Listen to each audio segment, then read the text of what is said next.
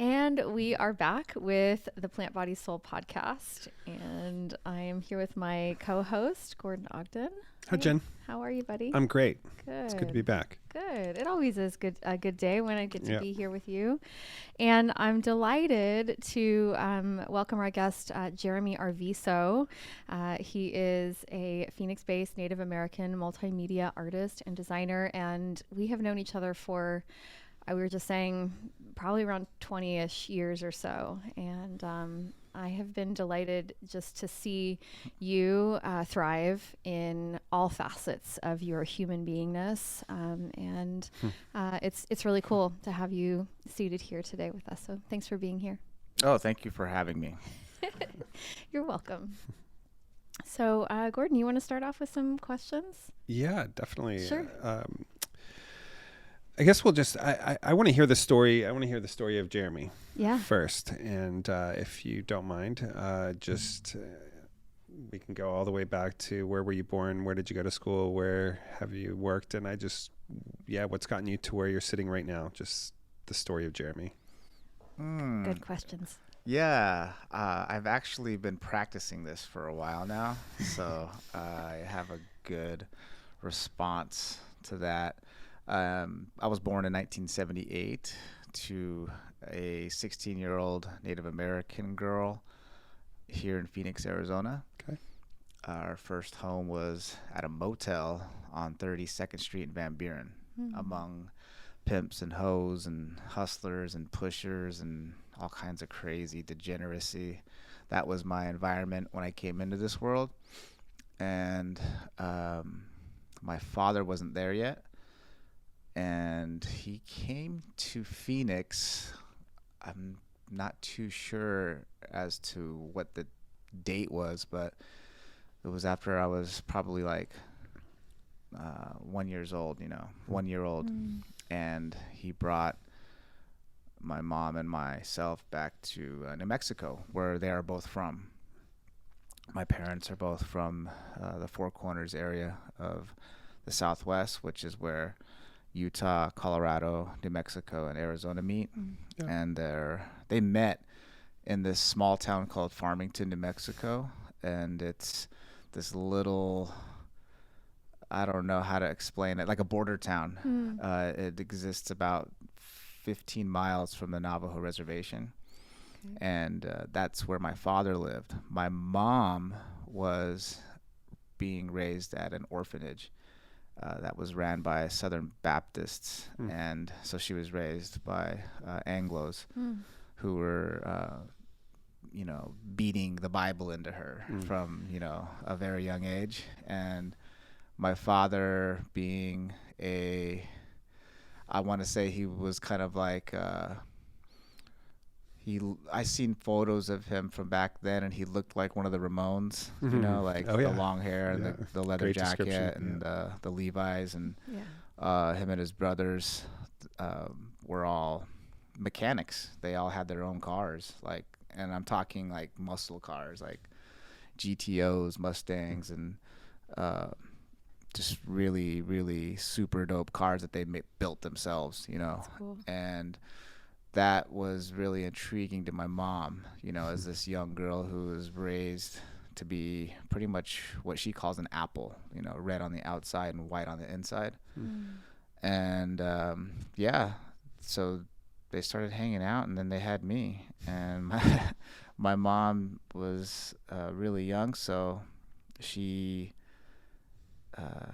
kept me, and I'm glad she did.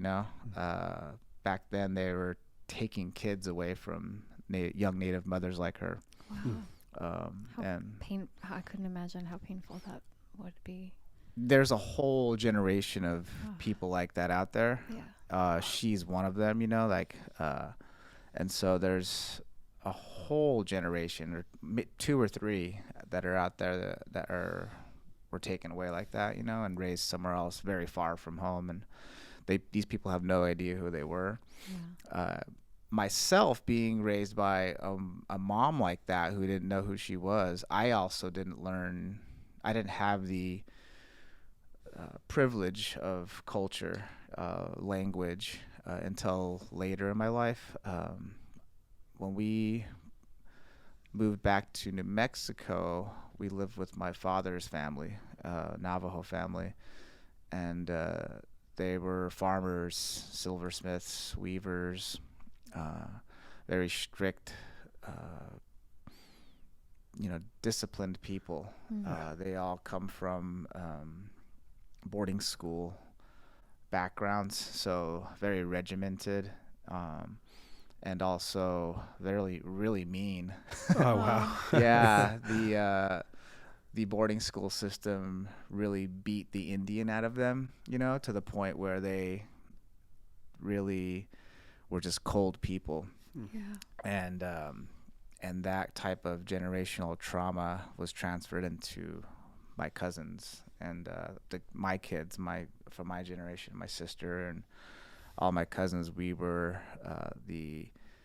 I'd say, products of that generational trauma from what they experienced in the boarding school system. And so there was a lot of just really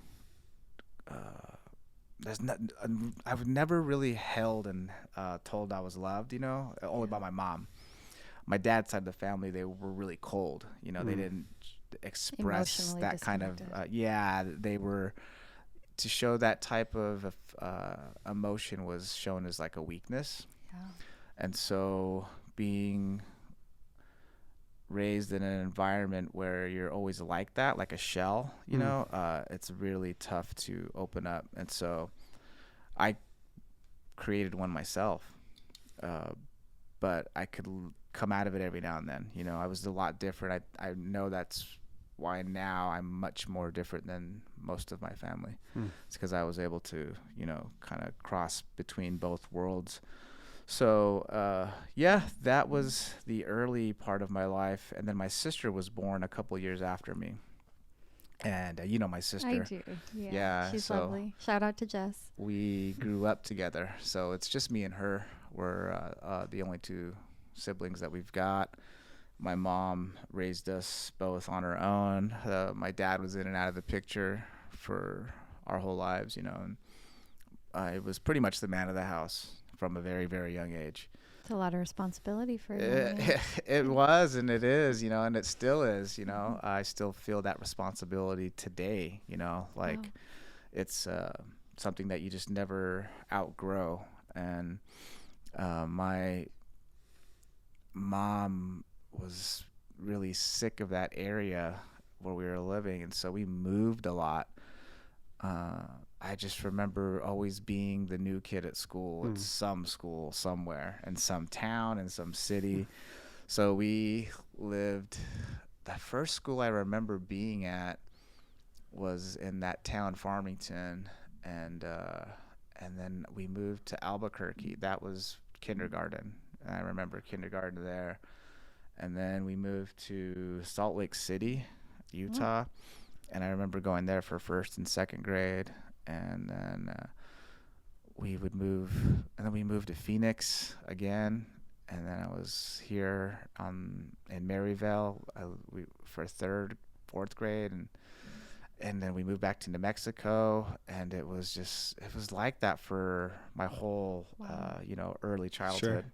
And I got used to it, like when my mom would come into my classroom to check me out of class, I already knew what was happening. I'm like, oh, we're going somewhere. I already know it. And she'd always be so happy, she'd be smiling and happy. And my mom was like a really, really young mom. And so I was always embarrassed when she'd come get me at school because she was so young. And the kids and the teachers thought she was my sister. But she used to come get me, and I already knew what was happening. And so she'd just be like, hey, we're going somewhere. And I'm like, okay, like, let's go. I was just like, I was used to it. And that, I believe, is why I've traveled so many places in my lifetime early, as I've been able to adapt to wherever I'm at very easily because of that experience at a very young age. I've been able to, just mesh well with wherever I'm at. It's a skill a lot of people don't have. It's an amazing skill. Yeah, to and possess, I didn't really notice that until a lot later in life when I started to meet more people who didn't travel or didn't go places and didn't know how to, be social with people. And in hindsight, I wasn't very social either. I was very closed off. I was very secretive, and I didn't talk much about home life, because home life was crazy. And that can be painful to talk about sometimes. Embarrassing, shameful, there's a lot of different emotions attached to a childhood growing up in like poverty and just of dysfunction and alcoholism and drug use and just a lot of domestic violence and eviction notices and sometimes not having a bed, no electricity, no hot water, no food in the fridge. There's just a lot of stuff like that becomes normal, a part of your upbringing, and it's not normal, and so you grow up thinking that's the way things are, and they're not. And when you go and you're invited to someone's house and you go into their home and there's like food in the fridge and they have couches and furniture and like beds and shit, you're like, oh wow, you guys are like rich. And they're just like, no, and but yeah, that was the early childhood was a lot of moving around and a lot of schools. I didn't do too well in school. I didn't like school. My sister actually didn't do well either. She got held back, but she was very, very smart. We were both really bright in other ways, besides academically, and that would help us later in life as we got into our adolescence, and where I started to realize that I had any sort of talent was probably in grade school when I started to draw. My dad, that's one of the things that he did with me that I remember clearly when I was young, is he would sit there with me at the table and draw stuff with me. Yeah.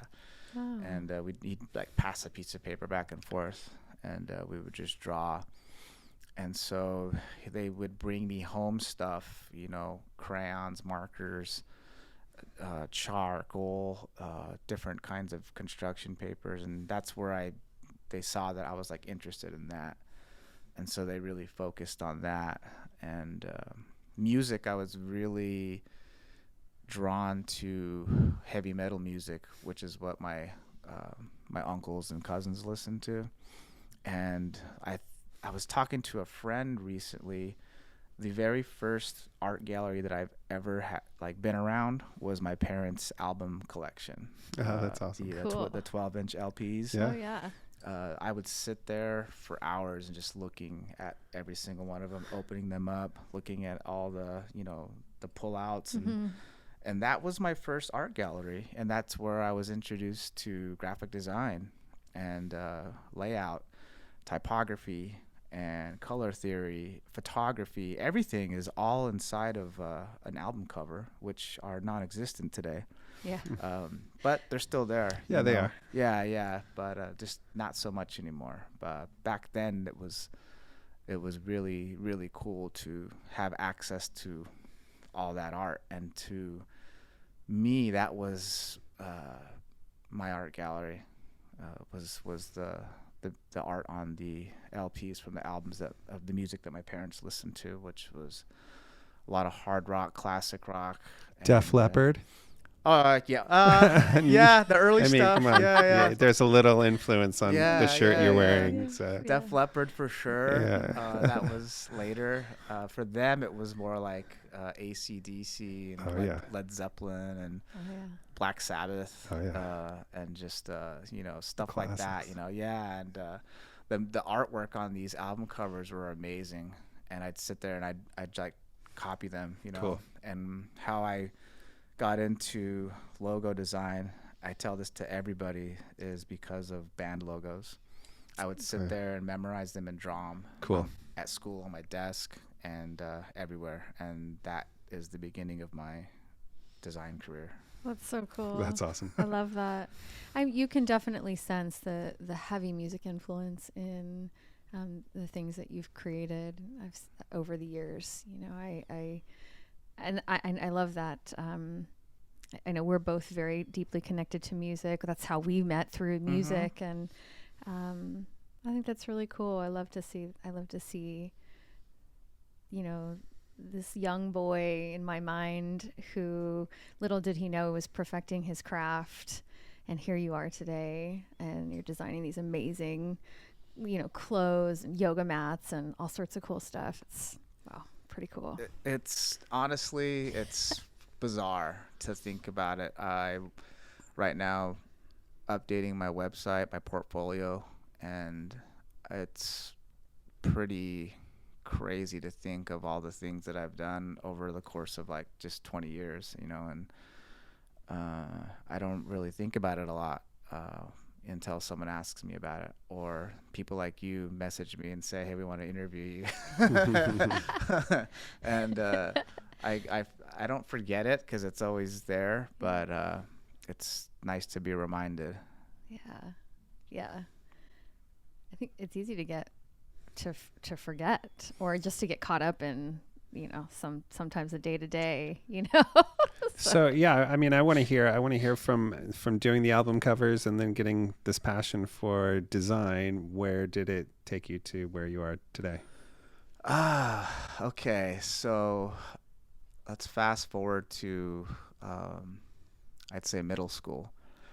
And that's when I started to rebel, you know, like most adolescent kids, you know, Sure. and 12, 13, 14, you know, and that's the first time I heard Rage Against the Machine. Oh, yes. And So good. Favorite. this was also a time in my life where I was really cognizant about history, and also about American Indian history and the lack of it, and how I was having to figure out a lot of this on my own. And a lot of the information that I was finding out for myself through this self-education was very angering, and just like, wow. And I started to learn why things were the way they were. Yeah. And this music really spoke to me, and I started to listen to more punk rock, you know. I was already listening to, you know, rap. I wasn't listening to hip hop. I was listening to rap. You know, there's a difference for sure, you know. And I started to listen to more rap, and it's a very angsty kind of music. You know, there's a, you know, bottom line, there's a message in all of it. It just sounds very uncomfortable to a lot of ears, you know, but to someone like me and all the people who love that music, that's our music, you know.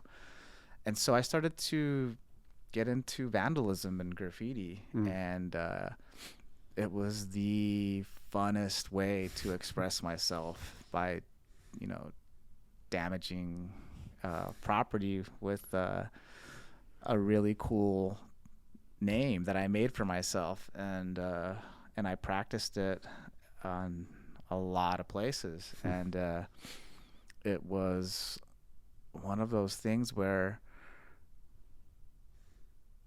a lot of people didn't know what it was yet. You know, it was vandalism, you know, tagging, you know, but I saw something way deeper in it. And I remember going to Mill Avenue back in the early 90s, and it was still cool back then. And I used to go into Tower Records and then Changing Hands bookstore. Yeah, and there was like all these graffiti magazines from like Europe.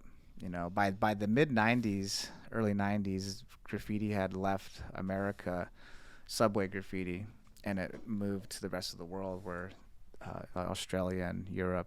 Paris has a huge community. They were just doing it like, you know, like how New York was in the late 70s and early 80s. And so I was getting really into the culture, and this is where I started to find out more about like hip hop, like not rap, you know, and I started to really seek these places out where I could learn more. Because when you're a beginning vandal graffiti writer, you're called a toy, you know, which is means inexperienced, you know, and you don't know anything, you know, and it's a really whack way to feel, you know. You don't want to be a toy. You don't want to not know, you know. And this is like back before the internet and anything like that, so everything had to be handed down to you through like magazines, books, word of mouth, and stuff like that. And so I found some people who were doing it, and I hung out with them as much as I could.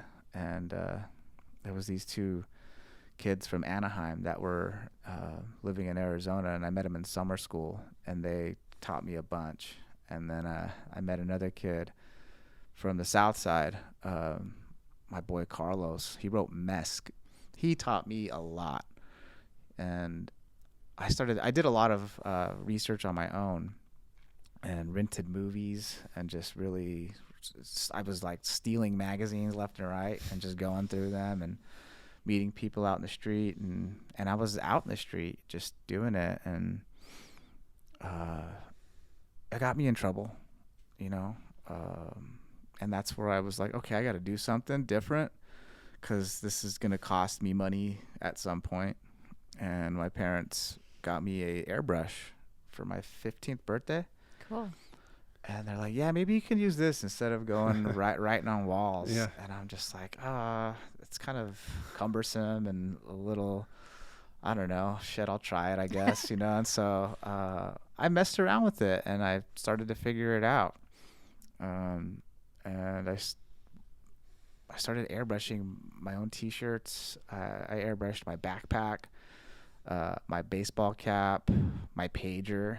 You know, I was like airbrushing my pants and just whatever it was I could, you know. And I go to school like that, and people were just, wow, where'd you get that? I was like, oh, I did it at home. It's like, can you make me one too? And that was how I started getting into what I'm doing now in high school. That's awesome. I would wear my stuff to school, and people would want me to make them stuff, and I would do it. And I'd come back and bring them their stuff, then they'd wear it, and then word would spread. And that's how the t-shirt thing got started when I was like 15. And then I don't think I really learned commerce. I think I was just more interested in people wearing my stuff at school and being seen, because that was almost the same thing as doing a tag somewhere and having everybody see it, except this was on someone's chest or hat or whatever, and they're walking around and everybody's seeing it. And then I started going to warehouse raves in downtown Phoenix. Is that where you guys met? I think probably it's that air something rave, like that. Yeah, it was either at the rave or at the Blunt Club. Yeah, probably the Blunt Club. Like back in the day. The warehouse raves were something that changed my life and my sister's life. Like you said earlier, we're both music people, and these warehouse raves were about music and visual, art. And at the time, I didn't understand just how significant video VJing was, back, and now that I look back in hindsight, I'm just like, whoa, these guys were doing some amazing stuff like back then, and creating this whole audio visual experience, and this is where a lot of, illegal drug use was, starting to become commonplace, and we were experimenting and all that stuff, just like, young teenagers do. And it expanded our minds, of course, and we met a lot of people, and it was a really fun time to be a little naive back then, because we weren't into the drug stuff yet. We were more into the music and like the style, and everything about that is what really got us really going. And we couldn't wait for every single weekend, and so that's where our clothing changed. And we started to see these kids wearing these funky pants and all kinds of just, and I'd be like, yo, where did you get those? And they're just like, I made them. I'm like, what? And I just remember coming home one day and just telling my mom, like, hey, can you show me how to use this sewing machine? And she's like, what? Like really? You know, and I'm like, yeah, I'm serious. And she's like, well, what do you want to make? I go, I want to make pants. And she's like, you do? I'm like, yeah. And she's like, okay, well. And so she showed me how to, get it all set up. And next Thanks, thing you Mom. know, yeah, thanks, Mom. Next thing you know, I'm just like, and I'm making my own pants. Same thing, wear them to school. People are like, yo, those are dope, like, not everybody, I mean, it's like, because I went to a school where there was a lot of preppies, Okay. and so it was just like the skaters and the punk rockers, and there wasn't a whole lot of kids that were going to raves, it was just me and my sister and the couple people that we hung out with, and same thing happened, can you make me some? And so I started making people pants, and then that's how that part happened. I started to create pants for people. They would bring me some jeans or whatever, and they'd be like, here, can you do something with these? And I'd take them home and do something, and I'd bring them back, and then they'd wear them. And that's cool. Me and my friend Nassif, we would go home after school to his place because he had 2 sewing machines, and we'd just be like, That's awesome. and we were making these crazy pants, like crazy colors, crazy materials, stash pockets, and just all kinds of, like little homemade patches and stuff, and really just making yourself completely unique in this, this underground rave scene where personality and individuality was like very, very important, and so we had created a style that was really popular, and it was a fun time, and this was on the cusp of what would become our introduction into the underground illegal drug trade, which is where you go to these things long enough, you end up finding the dark side, and that's eventually where me and my sister would, follow the rabbit into, and that's where we learned how to become, I'd say, business people.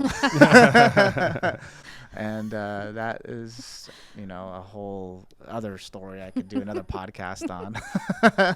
It's all good. I think we all learned a lot from those days, Yeah, it was, allegedly back then we were a part of an international like crime family, and it was very publicized in more ways than one, and we both got out of it at the right time. And that's good. I went back to school.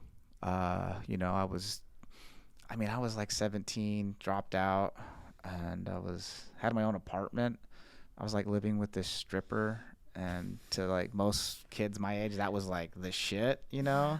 I was like living over in downtown Tempe, and I was just doing my own thing, like I was going to these parties, every weekend. I was making money, and I was just kind of living this really fun, exciting, and dangerous illegal lifestyle, but I looked really cool doing it. Yeah. Because I was making all my good pants. Yeah, you had good pants, yeah. Yeah. But I decided that wasn't for me anymore, and I moved back in with my mom.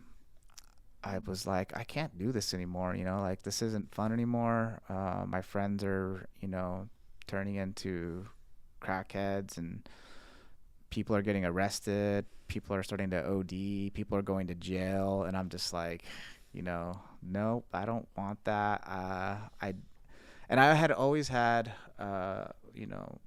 deep reservations about not graduating from high school. That's one thing that, if I could take back, I would have definitely I remember when everyone graduated, me feeling so sad, But, I moved in with my parents. She's like, all right, well, no bullshit here. You can't do any of the crazy stuff that you're doing with your sister. And, you got to get a job and you got to go to school. I go, well, that's why I'm moving in with you. And I did both. I got a job and I went back to school and I got my GED and I enrolled into college. And the first thing I started doing was art classes. Cool. And that got me to where I am now is learning actual formal, education, and just kind of learning structure and figuring out why there's an outline to everything. You have to have a plan, you have to have goals, there has to be an end result, and in order to get there, there's multiple steps. And that's something that I was bypassing by living the life that I was living at the time, is I would just wanted to just be that right away. And once I got there and realized it wasn't that fun, I had a yearning to learn everything in between. And so that's why I went back to school. Beautiful. Yeah, the structure's it's important, and I think as a society, I don't know if you agree with this, but I think generally a general statement about society is that we do tend to bypass and go to the shortcut. By most of the time, that's human nature to do so. I don't know. I mean, I'm adverse to that. I usually like to do the painful steps and the discipline and all that because I want to stick around. But it wasn't always that way. I think we have to learn that through struggle. And it's hard with immediacy. Everyone wants everything immediate, and they'll look at the work that you do today and not, they'll think that you just started doing this last week or last year, and it's been a journey that's gotten you to here. And everything, every absolutely. Piece of that for you is your art. I was asked recently about the work that I've done. There was some old stuff, and they're like, we did some research, and there was a show you did in like 2011, and then there was a collection you did in 2010, and I'm just like, wow, that was like over a decade ago, and to be still relevant, today is not easy. It's there's a lot of ups and downs that are involved with being able to be a creative person, and a lot of those are real personal. And very, very recently, I've started to learn how to explore that, inner artist, the creativity within, and I'm just getting started. I feel like it, I really feel like this is just a little bit, I used to think that I'm 45. I used to think 45 was old. Now that I'm 45, I'm like, man, I want to be like 85. It's funny how that works, isn't it? Yeah. So there's so much more I want to learn, so much more I want to see, and I really just feel like this is just the beginning, So whatever I did 10, 15, 20 years ago, those were just, the foundation of what I'm doing right now. And you're right. It has been a long road, and one that I'm really proud of, but I don't think about it much until people bring it up. And then I'm just like, oh yeah, you're right. I did that. Yeah. I've been doing this for a while. Yeah. Yeah. I think it's, I don't know. I perceive you as, you have a humility to you, which I find very attractive in my friends and business partner, my romantic partner. Humility is a very lovely quality, in my opinion, and I sense a humility in the way you say, oh yeah, I have done all of this stuff, but you're just you're being true to you and doing things that you feel are right in your journey, and making good work. And it seems like a very simple, it's like life is simple, right? But oh yeah, I did all of that. So I I am really happy that we have a chance to celebrate you in this way, in all of your humility. And I think it's I think it's cool to be able to share this with the world. Whoever's listening. Thank you. You know what? That is a characteristic and trait that comes from my indigenous bloodline. Especially, you know, I didn't mention this. I should have introduced myself at the beginning of this. Most natives out there will be like, he didn't introduce himself, you know, but I'm not most natives. You know? Okay. But my name's Jermy Arviso. I'm Dene, Hopi, Akamel, Atam, and Tohono Atam. There are 4 tribes here in Arizona. And I am enrolled in the Navajo tribe. And there's 22 tribes federally recognized in Arizona. So wow. I'm of 4 of them. And our tribal, you know, people, what we've been through, we didn't get where we are, and we haven't survived what we've survived through by bragging, you know, and talking about it. You know, we're just here. That's where the humility comes from, is the resilience of still being here and knowing that nothing's ever gonna erase what we've, you know, done with the world around us. And for me, my work is really nothing. You know, I don't really feel it is of anything that's important. I think that my existence is far more significant than anything that I've created. And the memories of what I've done as a person, I think will live on a lot longer than anything that I've done on paper or canvas or walls or stuff like that. I think the way I make people feel is going to outlast anything else that I've done, because the way you treat people, the way you interact with people, the way you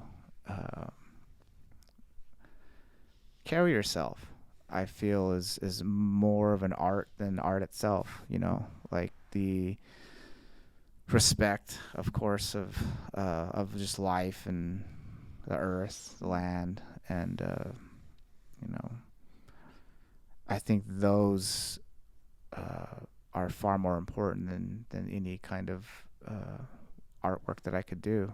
It's what I really truly believe in. I would love to. Well, I mean, yes, but what about all of the people that feel that maybe you represent them in some way through your art? And so maybe the art really does mean so much more to people maybe of your same tribe, your community, people who resonate with your story, even, you know, regardless of their background ethnically. But, you know, maybe your art really does. Yeah, I like I said, that that's just that's me being humble, you know. I don't know. I have a lot of my friends who I work with, collaborate with, we're all the same. We don't really talk about our work a whole lot. I think it just speaks for itself. But when people like yourselves mention it in the way you do, it kind of makes us feel a little somehow. That's somehow is a weird word for a lot of Native Americans. What it means is it's an emotion, and it's also a state of being. You know, like let's say someone has a weird air about them, you know, you can't figure out what it is, you know, that person will be mentioned as, yeah, they're all somehow, you know. And so that's like a Native American thing. And so when people talk about us in that fashion, that is, you know, congratulatory or very putting them on a pedestal or whatever for the work that they do, they kind of get a little somehow, just like. Thank you for explaining that. Yeah. That's good. Yeah. But thank you very much. That means a lot. Yeah. I just see, there's the beautiful center in downtown Phoenix, Cahokia, which I know you work with quite a bit, and they're a beautiful beacon in downtown Phoenix for art for Native people. And are they 501c? I'm not sure if they are. I don't gallery space. Think so. Okay. I think they are actually an LLC. An LLC. Yeah, okay, cool. and I was a member at Cahokia since its inception. So I was a member I started off as kind of just like an affiliate. They're the ones who came to me. They asked me if I could help design their sign because I was doing a lot of business sign making at the time. And so I collaborated with another person who was like an affiliate, and then he became a member. And after making the sign and then doing a few other events, activating the space, they're like, "We want you to be an ambassador." And I was like, I thought I already was, but and then I became a member, and I did a lot of work with them.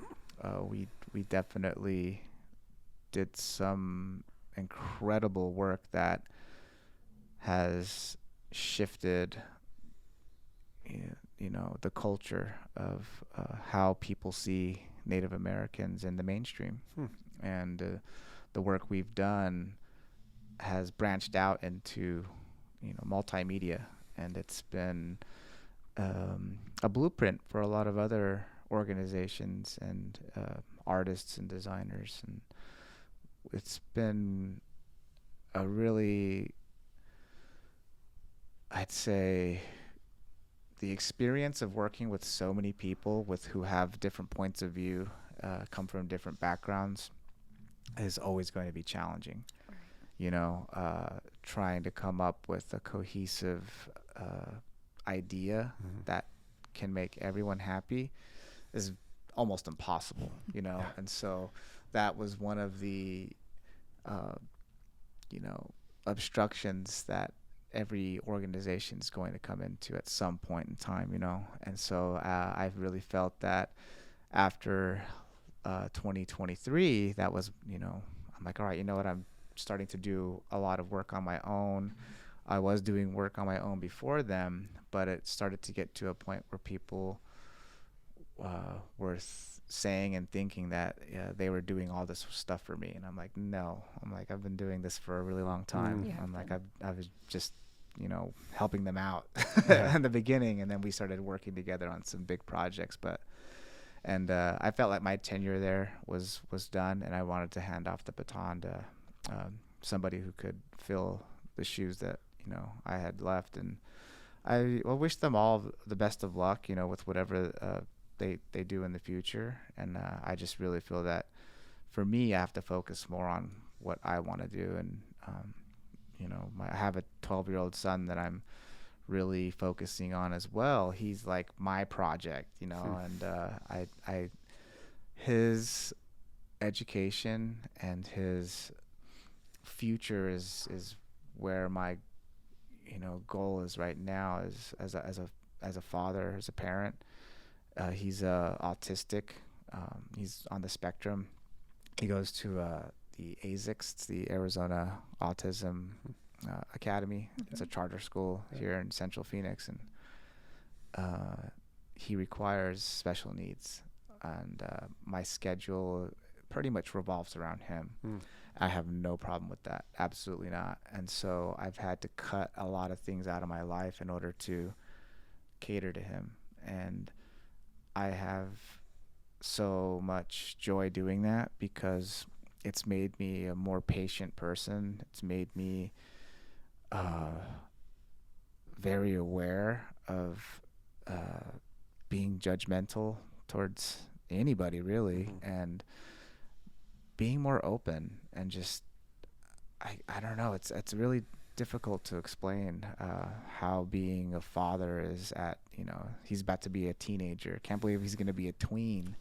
Oh yeah. But my schedule now revolves around his life, and I've cut a lot of extracurricular opportunities, associations, and commitments so that I could focus on him. And it's doing a world of wonder for him, for sure. I can see it. You know, I just had a meeting with his teachers last Friday, and they've seen so many improvements in areas of his academic year, and that's from me constantly working with him, you know, and yeah, but I really feel that the work that I've done with Cahokia and other organizations and corporations have changed my life, for sure. The work that I did with the Phoenix Suns, the work that I did with Nike and the NFL, Roosevelt Row, APS, BBC Studios London. Yeah. I mean, I've got a pretty impressive clientele list that blows me away sometimes, and I've got some other ones that I can't even talk about because of non-disclosure agreements. That's exciting.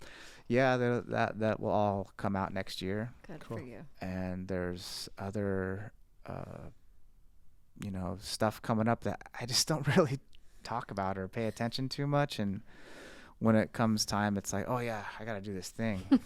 But I don't say I gotta do this. Yeah, I get you get to. I get to. Yeah. I get to do this. You know, and there's been a switch that I've been working on in my mind about thinking about the things that I get to do. You know, it's not I have to do, it's I get to. It's good perspective. It is. Yeah. Do that all the time. Yeah. If you just say that, it shifts the whole absolutely you know, situation. It's like, oh yeah, I get to do this, and then, you know what I like, my favorite part about saying it that way is the look on the person's face that you're telling it to. Yeah. They're like, you get to. Oh, okay. Like, it sounds like work. Like, it is work. Yes, but it's good. It's meaningful work. Yeah, you know, absolutely. This is what I get paid to do. You know, it's awesome. Yeah. The good passion. perspective. Yeah. I'd love to tap in a little bit about the tribal influence in your art. It's you know, from the brand Original Landlords, which I love, by the way, and I love the hood yoga stuff that you've been doing as well. Super beautiful. You did a stunning outfit for a bike. Please remind me of the bike brand. The Heavy Pedal. Heavy Pedal, that's right. Yes, thank you. So just looking at like how you're incorporating your cultural identity into your artwork, I'd love to hear more about that. Oh, yeah, for sure. Of course. That's me, you know? Is. Yeah. I have this whole spiel down because I have a store now. Unfortunately, we're closing in a few weeks because it's tied to the Pemberton, which is closing. I read that, yeah. But we opened up on first Friday of January, and it was my first brick and mortar, you know, retail boutique. Yeah. It has been amazing. It's been fun, and it was a nice trial run for me to see if it was even possible, and it totally is. It was like, wow, there's like a demand, a need, a want, everything, and so I know I can do it now. So this spiel that I've got down for, because I get a lot of customers that come in who are not up there to shop. They're just kind of moseying around, like being nosy, like what's in here, and I'm like, come in, you know, and I invite them in and I talk about the work that's in there. And it's myself and my friend Randy Boogie Barton. We're both visual artists and designers based here in Phoenix, but we go back like 20 plus years. Also very talented human being. He is very, very, and our work really mimics one another. Cool. We come from the same school of hip hop and do-it-yourself aesthetic, and we're both self-taught. You know, we did go to college, but we're out here doing all this on associate's degrees. You know, like we're not like highly educated. Everything has been kind of self-taught. Anyways, what I tell people is when I'm explaining some of the work, For instance, the watch bands that I do, they're laser engraved watch bands that I started doing 3 years ago. I put one out every season, a new design. I'm on my 12th season. And so depending on the time of the year, whether fall, spring, winter, summer, there's colors. There's times of the year where certain ceremonies or us as Native people, we do certain things in that time of the year. And so I'll take from that aspect of life and put it into the design for that season. For instance, the summertime, I do these beautiful engravings of, Pueblo mesas that are engraved into the band. So it looks like you have a little Pueblo on your band. And those are from the summertime when I go to Santa Fe for the Indian market.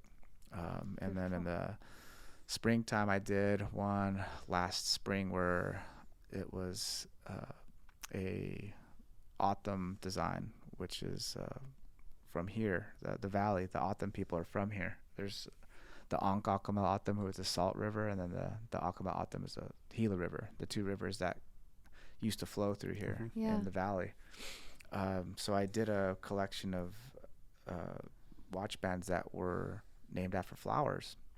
Hyosig is a word for flower in autumn, and so every band had a color that was named after a flower, and the design itself was a squash blossom. Oh, so pretty. So that's the type of influence that I'll put into my design work. As far as the collaboration with the Phoenix Suns, we pulled from all 22 tribes designs that we felt were appropriate for the brand identity of the Originative program.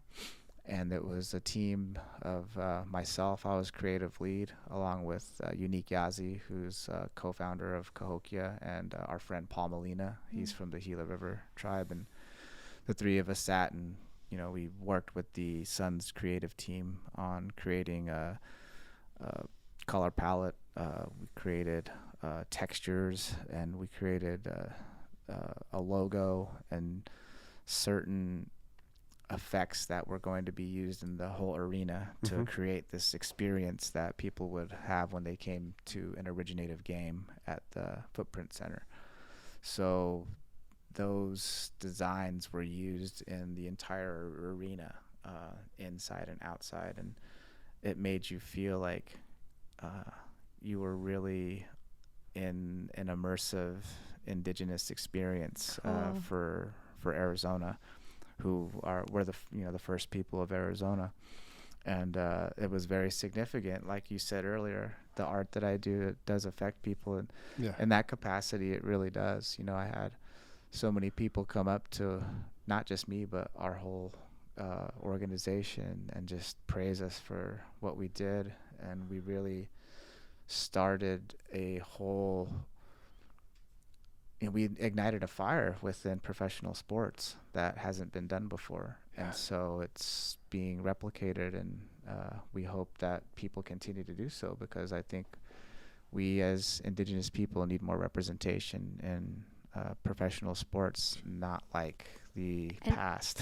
and in the right way. In the right way. And if you don't mind, I'm sorry, I keep firing these questions off, but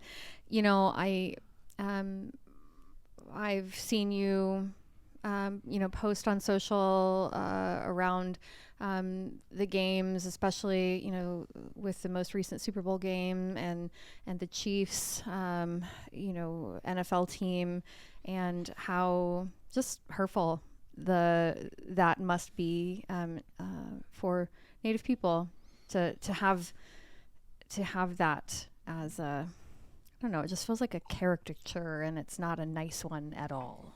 Do you know what is that? Oh yeah, it's part of American culture, and it's accepted, and it's expected. That's the part of the patriarchal society that America has been founded on. The white supremacy that exists within this country. And it's not just America. It comes from England. They're like the king colonizers. They colonized the whole world. So, when people talk about colonization, it's not just America, it's all over the world, and I've been fortunate to travel the world and see exactly how far it extends. And it's the same thing. I see it in a lot of countries that I've gone to, and it's not surprising, and it's not shocking either, Yeah. There's a lot of people on social media who are very naive, that have never been, anywhere. But what they see on social media is this trend of, getting on they call it the bandwagon, getting on the bandwagon for a certain cause or a certain rallying cry about something, and then it turns into this fervor, and then they don't even know what it's about. So like with the mascot thing, I started doing anti-mascot work in 2007. I used to do this character of the chief, or not the Chiefs, the Indians, Chief Wahoo logo. I used to do this flip on it, and it turned into a T-shirt. And I was doing that kind of work with logos already. But I was not in that fashion, though, because I started to become a little bit... I was living in San Francisco, and when I moved there after graduating in 2001, I moved to San Francisco in 2002. I didn't know a soul.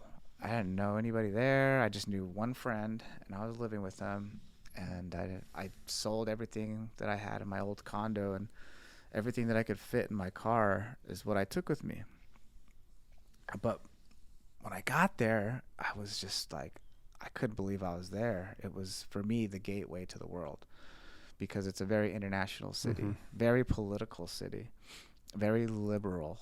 And so I got into that, and it changed my mind frame as a young, I was 22, and so I was really listening and just soaking it all up like a sponge. I was meeting so many different people from all walks of life, and it really turned me on and really started to make me think about using my art for something else besides what I was currently doing it for. And that was where I started to get subliminal with the work that I do.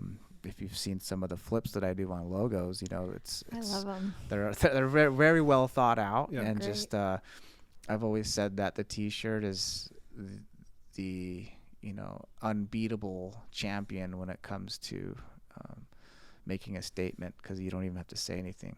Oh, it's so powerful. Yeah, you just gotta wear it. And there's very successful T-shirt companies that have taken that and ran with it, and I have never seen great success with it, and that's something that I'm totally cool with. But I feel like now I'm finally getting the recognition from the work that I've done over the years that people really just didn't understand at the time, and I think that's what happens to a lot of great designers, is that they're far ahead of their time, and then it takes a while for people to catch up. And then when they do, it's all like, oh, you missed that. I'm done with that. I'm on to this next thing, And so, yeah, that the professional sports team stuff is big, and I can say that I'm finally involved in that, and I'm working to change the narrative. That's great. And it's something that I will continue to do. So Good for you. yeah, if anyone's listening and Diamondbacks want to hire me, or the Coyotes,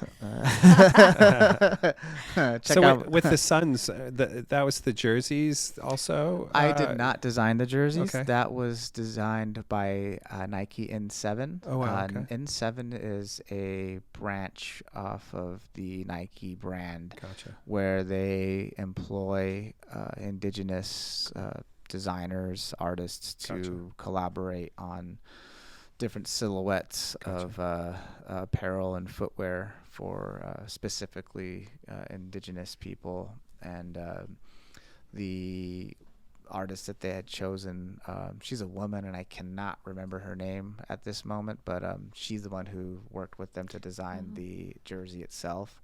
My work was purely for the originative program. Gotcha. And the originative experience within the Footprint Center.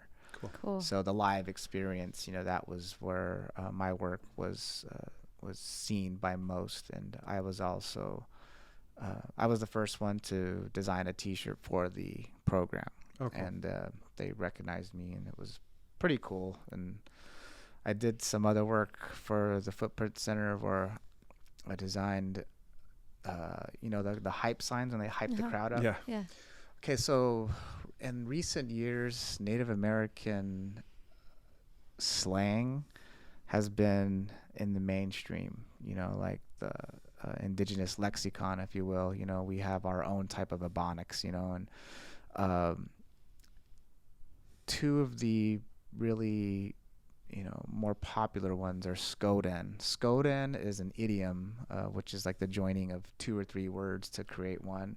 And it means let's go then, but we just say Skoden. And we've been saying it for a long time. And then the other one is Studis, which is let's go do this, or let's do this, So Skoden, Studis means like let's go then, let's do this, Cool. And so they asked me to design two hype signs with one that says Skoden, one that says do this for the crowd. And those were huge. That's awesome. Yeah, they were. Those were seen like everywhere, and it's in TV now. It's in movies. It's like it's everywhere now, and it's really cool. Before it was kind of just like our thing. It was our word. But now it's like you got non-natives saying it, and it's really cool. I think it's amazing, and I really feel that there should be more of that happening, and I'm in the process of doing that. Beautiful. It's amazing. You have to tell me about your shirt, because I think I know what it is. But oh yeah, so this is a Def Leppard flip. Yeah. The album Hysteria, I think it came out in 1988. Okay. And the album cover artwork is really, really cool. And it's for me, at the time that it came out, I think it was just their logo too is real edgy. And the color scheme is very, it's contrasty. It's eye-catching. And I've always felt that it was a really strong album cover design. It looked so weird and it was also very kind of sci-fi-ish. Yeah. So I decided to do it, but in the original album cover, there's like a face that's like being like it's one's going one direction and the other one's going the other.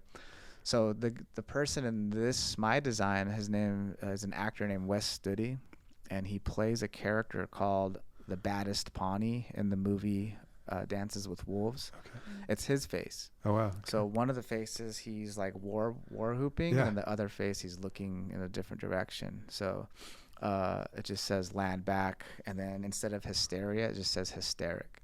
And then I did a collection of shirts. They were called the Land Back Tour, and so I took the front of the Hysteria World Tour or U.S. tour. Yeah. And I took the same dates from that tour, and I put it on the back, and it just says Land Back Tour. And every single city that they went to, if you look up what city they were in, you can look up to see what tribe is actually, that's their land. So it's very cool. It's pretty impactful. Yeah, not everybody gets it, but when they do, they're just like, oh shit. Yeah. Yeah. I love the rendition you did of the polo horse. That's probably my favorite one. It's my really? Favorite too. It's yeah, really good. That's the one that's become the most synonymous one with original landlords. So the name Original Landlords actually came from an album name, and that album was by Casper Lamaisva. He's my cousin. He's a Hopi reggae artist, and he's a rapper too. He's from up north on the Hopi reservation. He's got a band called the 602 Band. I've been around forever, and he had this album called The Original Landlord, and that always stuck with me. And I used to have another brand called Noble Savage, and I actually had a partner on that brand, and it was an LLC. But when I kind of screwed things up with that, and we went our separate ways, and I really can't use it anymore because it's a business thing. So I had to come up with a new brand, and one of the shirts that I had produced in that Noble Savage line was called Original Landlords, and it was a outline of the United States, and then within the United States it had all these photos of different tribal people. And so I was thinking about that design, and I was thinking about that name, and I'm like, maybe just Original Landlords could be the brand. And I'm like, all right, I'll just do it. And I did that during the pandemic after I had gotten out of prison. I didn't have a job. I didn't have really anything. I was starting from scratch again, and I had an idea, and so I just went off of that one. And the Polo Ralph Lauren logo is a symbol of status and wealth in America, symbolizes the American dream. Also, the very rich, hoity-toity, people that live in the Hamptons and shit like that, Beverly Hills, and it's as someone coming from my background, you don't ever feel right wearing it, but we used to steal it. And it's called boosting, or racking. Back in the day when we were going to these raves, we grew out of the making your own pants phase, because now corporations figured that we were onto something, and they started making them. So now you could go buy these big pants in the mall, So the style that we created was now being sold and mass produced in the mall, and we were no longer, we were obsolete. Yeah. But anyways, so we would go to the mall, and we'd go boost pants, we'd go boost shirts, and boosting's like a East Coast term. When you go and you go to a store and you just rob them, Anyway, so that so what I did is I took the Ralph Lauren character, and I just took the polo person and made it into a warrior with a headdress, and instead of holding a polo club, he's got a tomahawk. And so boosting Ralph for me means stealing the American dream and riding away with it. And I've been doing it for a while now, and I have fun with it. Yeah, for sure. It's definitely fun. Yeah, I want to see that. What advice do you have for young artists, especially those from indigenous communities who are just starting their creative journey? I love this question because I can wholeheartedly stand behind it when I say it, that you can do whatever you want. As cliche as that may sound, I truly believe in it. It's something that my mom told me when I was really small, and told me over and over and over and over and over as I was growing up. So any parents that are listening, tell your kids that. Tell them every day, because they'll start to believe it, and then they'll end up doing it. You kids who want to do anything in the arts, anything in design, film, music, dance, performance, what I suggest you doing is try it. See if you even like it, because you don't even know if you're going to enjoy it.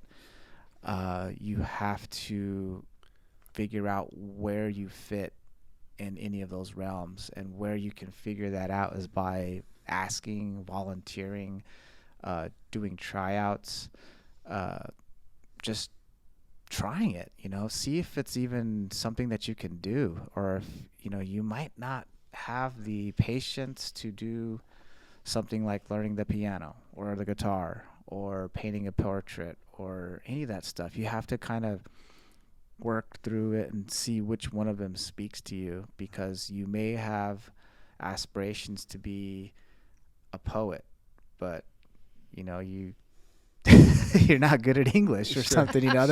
There's so many different variables as to where you'll end up going, and what you will end up most likely being something you didn't plan on in the creative world, because it changes and you change as a person. So be open-minded, never give up, and be curious. Ask as many questions as you can. I really also encourage that you explore and try as many things as you can when you're young. That is how you will figure out if maybe this isn't what you want to do. I wanted to be a rock star. I wanted to be a guitar player, and I wanted to do a lot of different things. I didn't know that I'd be doing what I'm doing now. Sure. It's I do what I'm good at, and I didn't know that I'd be good at any of this until time is what brought that out. But for the young indigenous and the young indigenous kids who watched Lily Gladstone, win the Golden Globe, and the acceptance speech that she gave when she, dedicated it to every little res kid, city, urban kid, or any little native kid out there that's watching that, you can do this too. It's so true, and I really feel that it's up to us, people like her, people like me and my colleagues who are in a position to use our platform to encourage the younger generation as much as possible. There's plenty of people I know who don't, and I think it's very selfish and very egotistical, but that's them. And in the end of the day, I'm not worried about them, what they're doing with their art and their platform. I'm only worried about what I'm doing with mine. That's great. Great answer.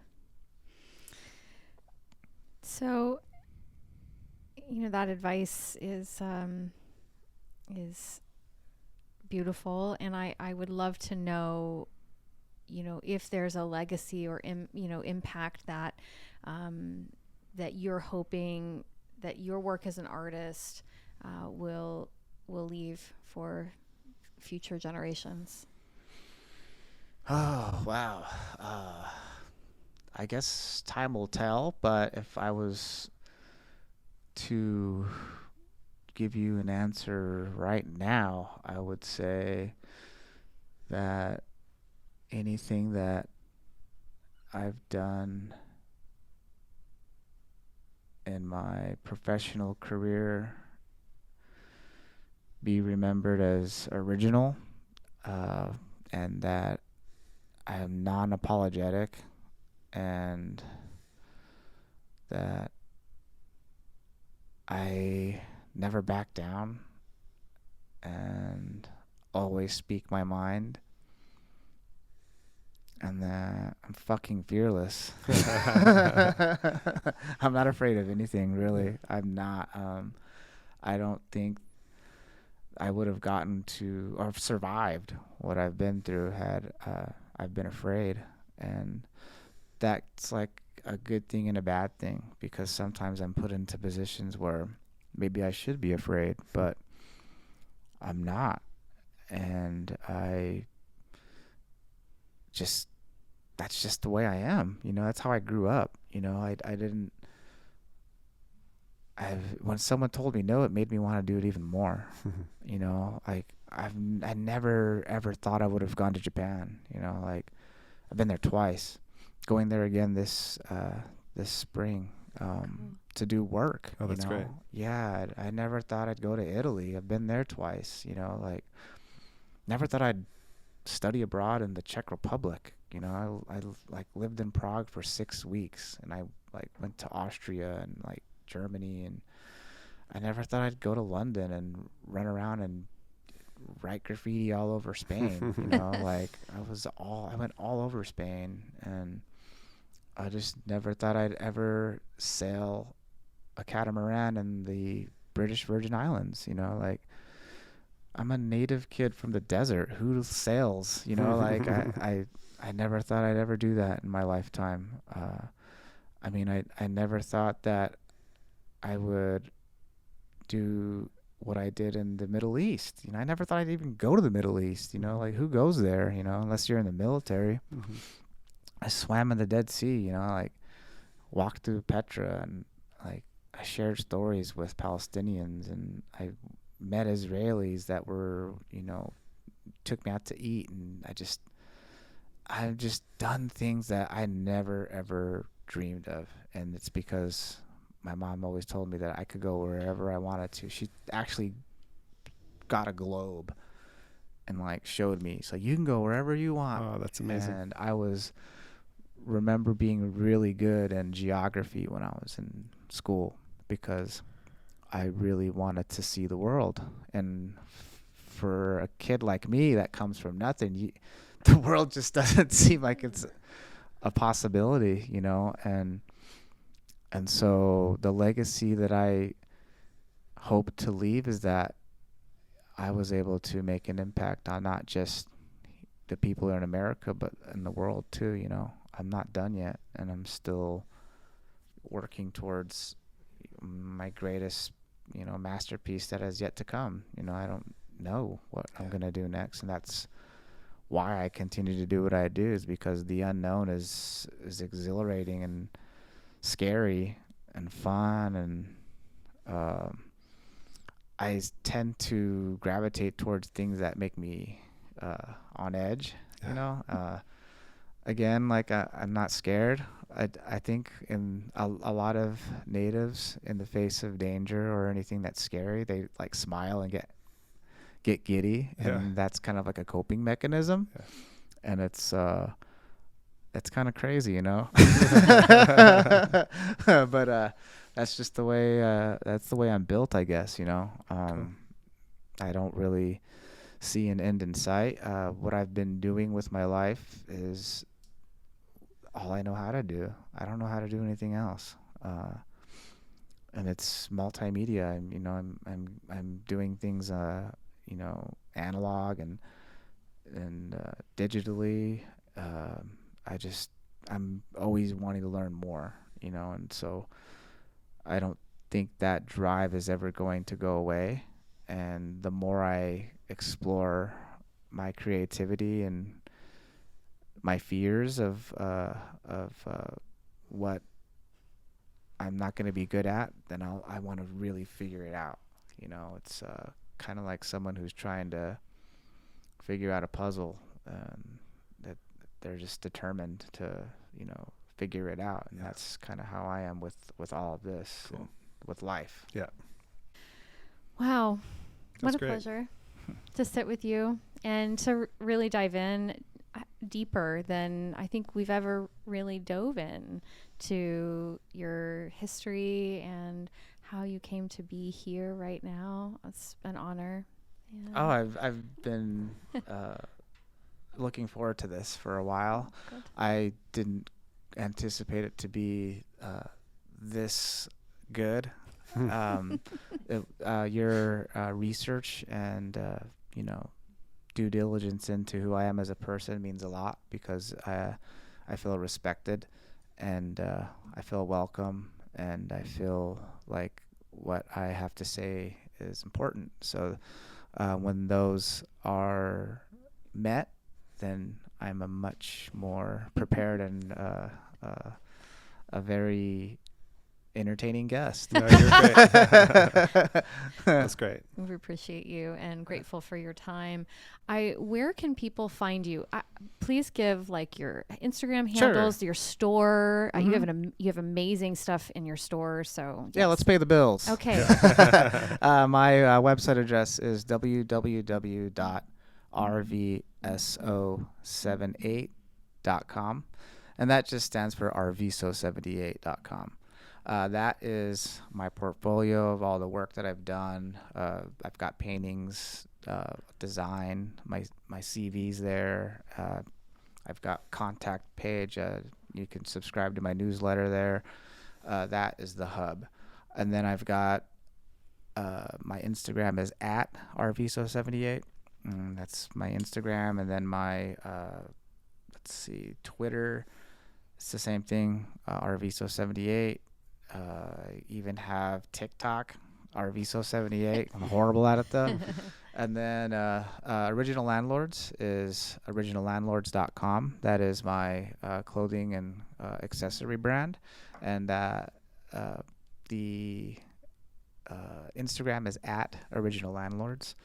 And then the Hood Mats is www.hoodmats.com. That's my yoga mat and accessory company. Cool. Wellness brand. Thank you. They really are beautiful. I'm working on new designs and I'm working on other collaborations. I didn't talk about Hood Mats that much, but what it is what I saw was there was a need for indigenous representation in the yoga community that I didn't see, and also in the selection of mats. And I figured, you know what, I think this is probably something that would be cool for people, and so far it has been.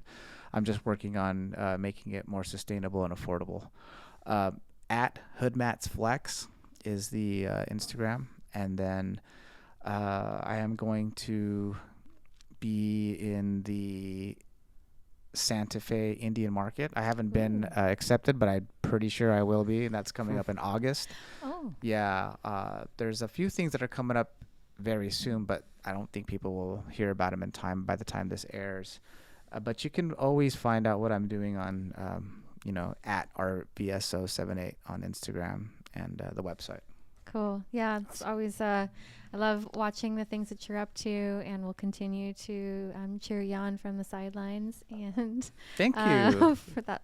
It's kind of a lame sports reference, I suppose, given everything that we've just talked about. And I'm so not a sports girl, but whatever. Yeah, it's been great. It's been great seeing you and talking to you again. Thank you. I really appreciate it. My work has been a work in progress and will continue to be, just like me, as a recovering addict and alcoholic. I will always be working on myself and my work. So like I said, it's just the beginning. Indeed, I believe that fully. Well, Gordon, thanks, buddy, for joining me again. Thanks, Jen. That was great. Thanks, Jeremy. Yeah, y'all have a good one. Yeah, peace. Thank you. For those of you who are listening, go ahead and hit that subscribe button. We are super grateful for any feedback you have. If you'd like to leave us a 5-star review, we are grateful. And please follow us on Instagram at Plant.Body.Soul, at Facebook and YouTube at Plant.Body.Soul, and you can find us at Plant.Body.Soul.com.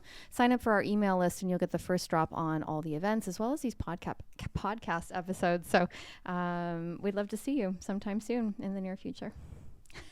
We'll see you. Thanks. Nice, Jeremy.